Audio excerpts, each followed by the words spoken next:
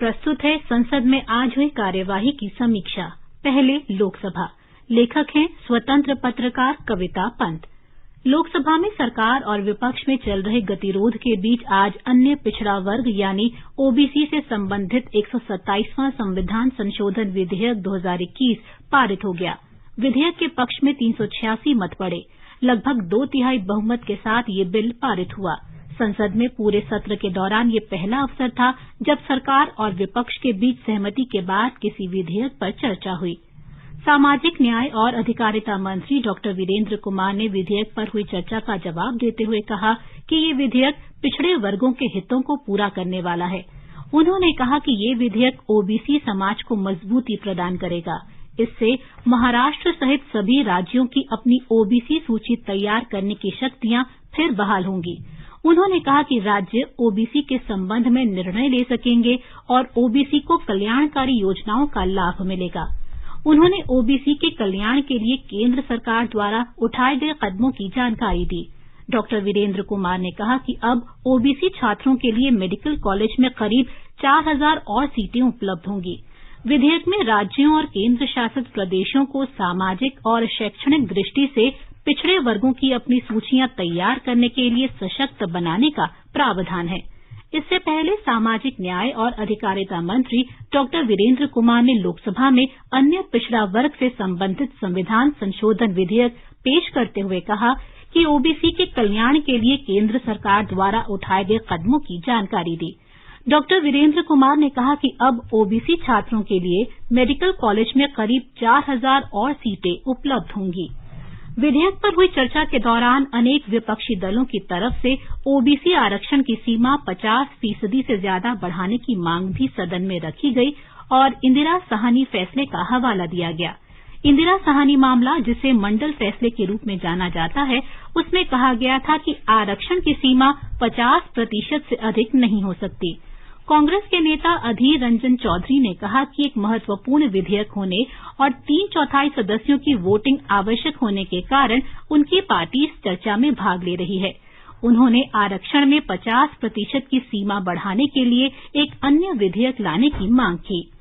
द्रमुक के टीआर बालू ने ओबीसी के आरक्षण की सीमा हटाने का मामला उठाया। उन्होंने ओबीसी के सही आंकड़े सामने लाने के लिए जातिगत गणना कराने की मांग की। शिवसेना के विनायक राउत ने मराठी में अपनी बात रखी। उनका कहना था कि उच्चतम न्यायालय के फैसले के बाद सरकार इस संशोधन विधेयक को लाई है।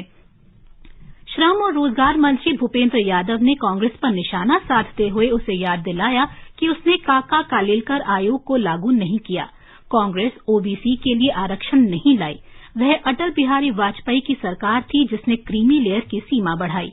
एनसीपी सांसद सुप्रिया सूले ने सरकार से आरक्षण की सीमा समाप्त करने का आग्रह किया।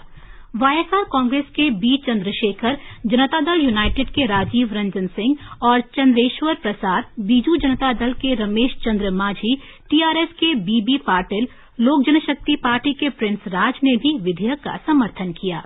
मार्क्सवादी कम्युनिस्ट पार्टी के सांसद एएम आरिफ ने आरोप लगाया कि अगर अगले साल उत्तर प्रदेश में चुनाव न होते तो सरकार ओबीसी के बारे में यह कदम नहीं उठाती।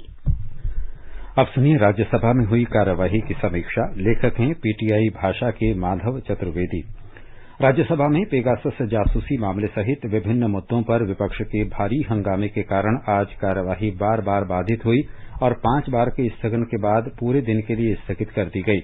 हालांकि सदन में आज देश में कृषि से संबंधित समस्याओं और उनके समाधान पर अल्पकालिक चर्चा शुरू हुई, पर विपक्ष के हंगामे के कारण ये पूरी नहीं हो सकी। सुबह बैठक शुरू होने पर सभापति एम वेंकैया नायडू ने आवश्यक दस्तावेज सदन के पटल पर रखवाए। इसके बाद सभापति ने सदन को सूचित किया कि तृणमूल कांग्रेस के सुखेंदु शेखर राय, कांग्रेस के मल्लिकार्जुन खड़गे, माकपा के इलामारम करीम तथा भाकपा के विनय विश्वम ने पेगासस मुद्दे पर चर्चा कराने के लिए नोटिस दिए हैं। उन्होंने कहा कि इस मुद्दे पर सरकार की ओर से सदन में बयान दिया गया था जिस पर सवाल और स्पष्टीकरण पूछे जा सकते थे, लेकिन ऐसा नहीं हुआ। सभापति ने कहा कि सदन में आज कृषि संबंधी समस्याएं और उनके समाधान के मुद्दे पर एक अल्पकालिक चर्चा निर्धारित है। उन्होंने कहा कि किसानों का मुद्दा बड़ा है, महत्वपूर्ण है और इस पर चर्चा होनी चाहिए। पीठासीन अध्यक्ष भुवनेश्वर कालिता ने देश में कृषि से संबंधित समस्याओं और उनके समाधान पर अल्पकालिक चर्चा शुरू कराई। चर्चा आरंभ करते हुए भाजपा के विजयपाल सिंह तोमर ने कहा कि जो लोग किसानों के हितों की बात करते हैं, किसानों को बर्बाद भी उन्होंने ही किया है। उन्होंने कहा कि पिछले करीब 70 साल के दौरान देश में अधिकतर समय तक कांग्रेस ने शासन किया, लेकिन किसानों को न तो सिंचाई के साधन दिए गए, न भंडारण की व्यवस्था की गई और न ही किसानों की समस्याएं हल की गईं। उनके 10 साल का कृषि बजट वर्तमान सरकार के 1 साल के कृषि बजट से भी कम था। श्री तोमर ने कहा कि मोदी सरकार किसानों के कल्याण के लिए प्रतिबद्ध है और इसीलिए तीनों कृषि कानून लाए गए हैं ताकि किसानों की समस्याएं दूर हों और उनके हालात सुधरें। उन्होंने कहा कि तीनों कानून अलग अलग समितियों की सिफारिशों के आधार पर बने हैं और इनके लिए विशेषज्ञों की राय भी ली गई थी। उन्होंने कहा कि तीनों कानून किसानों के पक्ष में, उनके हित में हैं। उन्होंने विपक्ष पर आरोप लगाया कि वो किसानों के कंधे पर रखकर बंदूक चलाना चाहता है। बीजू जनता दल के प्रसन्न आचार्य ने तीनों कृषि कानूनों का जिक्र करते हुए कहा कि न्यूनतम समर्थन मूल्य की लिखित में गारंटी दी जानी चाहिए। अभी आप संसद में हुई आज की कार्यवाही की समीक्षा सुन रहे थे।